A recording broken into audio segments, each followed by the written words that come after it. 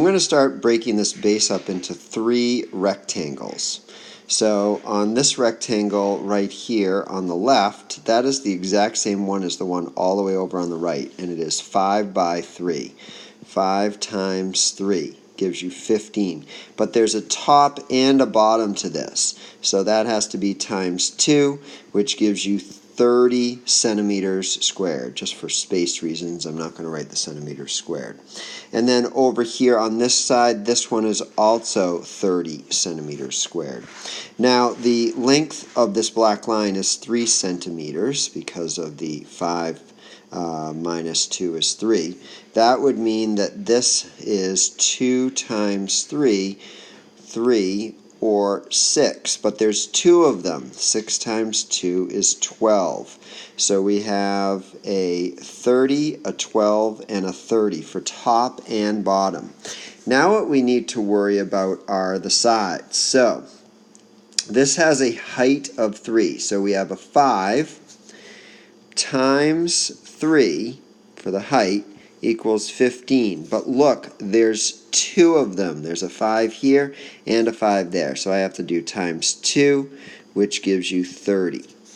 Then I have a 3, and then that has a height of 3. 3 times 3 equals 9.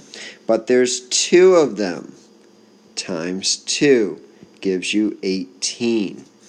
And then I have a 2 here, so I'm going to do 2 times 3 for the height gives you 6, but there's 1, 2, 3 of those times 3 gives you 18. And then finally we have an 8 here, so 8 times 3 gives you 24, but there's only 1 of those.